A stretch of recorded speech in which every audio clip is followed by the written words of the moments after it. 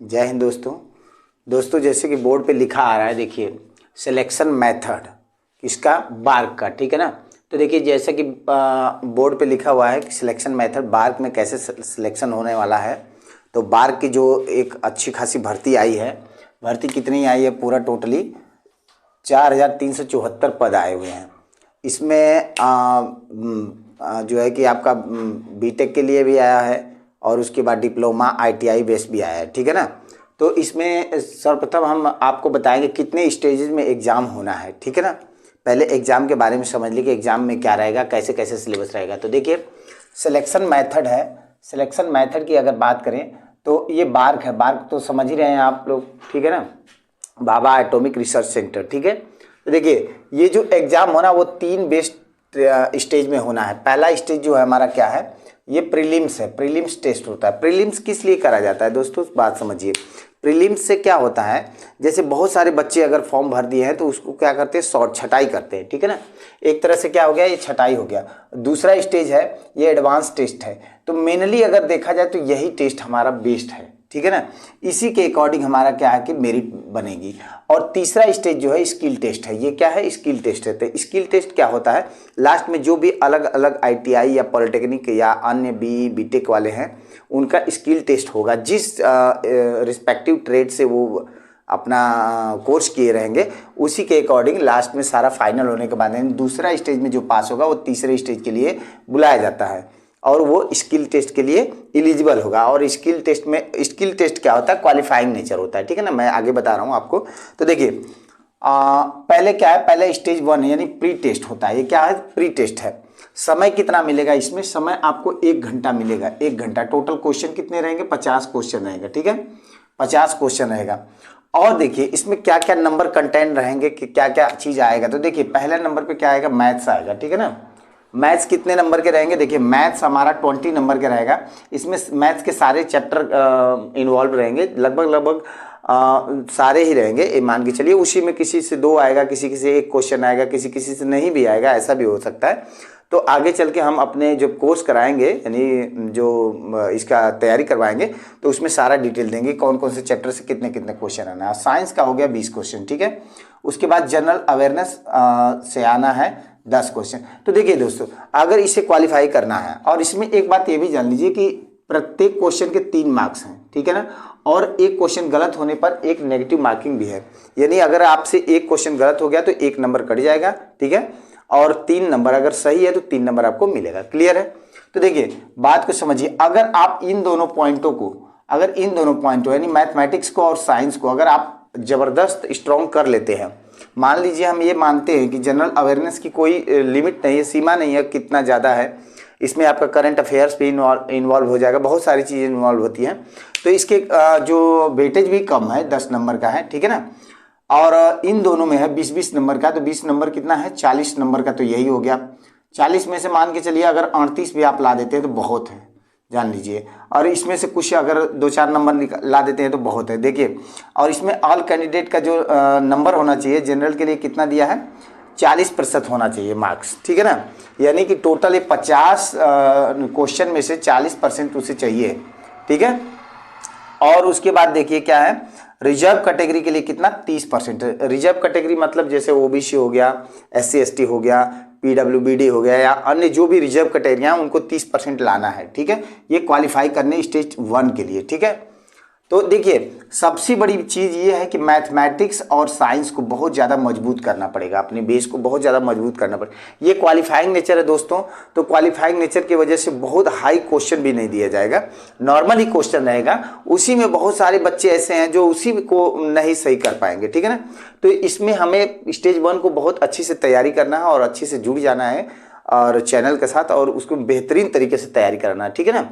तो देखिए मैथ्स को और उसके बाद साइंस को, इन दोनों को हमें बढ़िया तरीके से करना। और समय देखिए दोस्तों, समय हमें कितना मिल रहा है, 1 घंटे ही मिल रहा है। तो 1 घंटे में हमें ये 50 क्वेश्चन करना है, ठीक है, 50 क्वेश्चन करना है। ये तो मान लीजिए कि आपको अगर आ रहा है तो यस कर देंगे, नहीं आ रहा तो नो कर देंगे। इसमें तो ज़्यादा टाइम नहीं लगना, ज़्यादा टाइम कंज्यूम आपको मैथमेटिक्स में लगना है। साइंस में भी वही चीज़ है, साइंस में एक आधा न्यूमेरिकल अगर आ जाएगा तो उसको करने में थोड़ा टाइम लगेगा। नहीं तो ये भी वही चीज़ है, किसी चीज़ की मान ली मात्रा पूछ दिया कि भाई किसी के यूनिट क्या है, किसी चीज़ का उसका क्या है, तो जो भी चीज़ें पूछेगा आप इजीली दे देंगे आंसर। लेकिन इसको कैलकुलेट करने में मैथ को टाइम लगेगा, इसलिए आपको टाइम भी ध्यान में रखना है कि 1 घंटे टाइम में तो हमें कितना फास्ट क्वेश्चन को करना है, ठीक है। तो जब तैयारी रहेगी दोस्तों तो ये मान के चलिए कि 1 घंटा हमारे लिए बहुत सफिशियंट है इस क्वेश्चन को करने के लिए, ठीक है। तो ये जान लीजिए जनरल के लिए कितना लेना है, 40% मार्क्स लाना है, और रिजर्व कैटेगरी के लिए कितना 30% मार्क्स लेना है। स्टेज 1 को क्वालिफाई करने के बाद जान लीजिए स्टेज 1 जो लोग क्वालिफाई कर लेंगे, अच्छा इससे जो कम मार्क्स लाएंगे वो ऑटोमेटिक बाहर कर दिए जाएंगे, ठीक है ना। देखिए स्टेज 1 करने के बाद आप स्टेज 2 में आ जाएंगे। तो स्टेज 2 में क्या है, देखिए स्टेज 2 की अगर बात करें तो इसमें कितना क्वेश्चन आएगा, 50 क्वेश्चन आएंगे, ठीक है ना। टोटल नंबर ऑफ क्वेश्चन कितने हो जाएंगे, 50 हो जाएंगे। लेकिन इसमें टाइम कितना, देखिए टाइम उसका डबल दिया है, 2 घंटे दिया है, ठीक है ना। यानी स्टेज 1 से टाइम स्टेज 2 में डबल दिया है। तो जाहिर सी बात है कि इसके एडवांस है, देखिए शब्द से ही वो हो रहा है, इसके एडवांस टेस्ट है। तो इसका मतलब इसमें जो क्वेश्चन होंगे थोड़ा हार्ड लेवल के होंगे, ठीक है ना, हाई लेवल मजबूती से होंगे।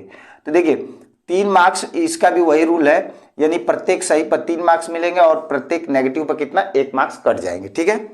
और उसके बाद देखिए merit list prepared after the stage 2 based, मतलब कि जो स्टेज 2 एग्जाम हो रहा है मेरिट इसी के बेस पे होगा, स्कोर ऑब्टेन्ड स्टेज 2 ओनली, ठीक है ना।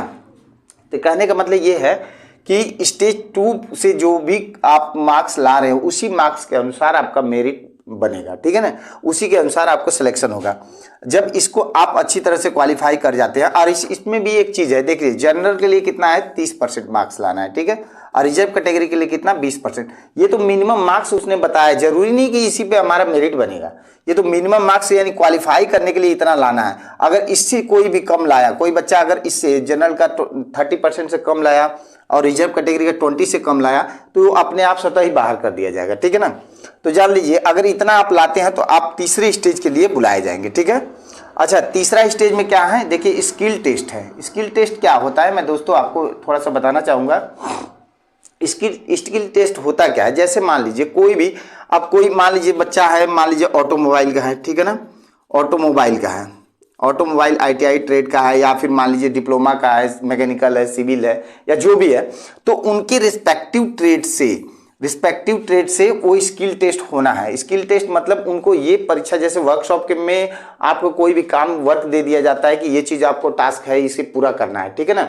आप कितना एक्यूरेसी से करते हैं ये सब जो है कि आपको देखा जाएगा। वहाँ पे जो एग्जामिनर्स होंगे आपको एग्जाम करेंगे कि किस तरह से आप कर रहे हैं, आपके कितना नंबर है। तो ये देखिए इसमें क्या क्वालिफाइंग नेचर है, याद रखिएगा क्वालिफाइंग नेचर। स्टेज 2 में जो लोग क्वालिफाई करेंगे इज कॉल्ड स्टेज 3 यानी स्किल टेस्ट के लिए बुलाए जाएंगे, ठीक है।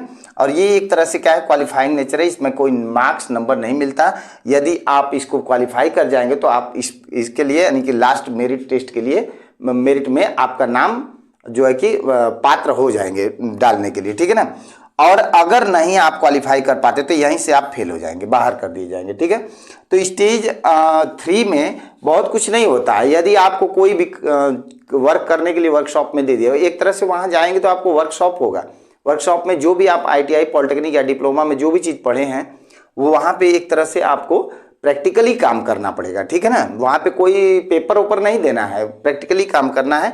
उसी प्रैक्टिकल को आपको एक तरह से एक पेपर पेन पे दे दिया जाएगा लिखने के लिए कि जो आप किए हैं उसको कैसे कैसे किए हैं, कैसे बनाए हैं, कैसे बिगाड़े हैं, उस तरह से करना पड़ेगा, ठीक है दोस्तों। और टोटल नंबर ऑफ पद तो आप जानते ही हैं, टोटल नंबर ऑफ पद कितना है 4374 पद है। तो उसमें कुछ BTech के लिए भी है और कुछ अलग अलग क्षेत्रों में भी है।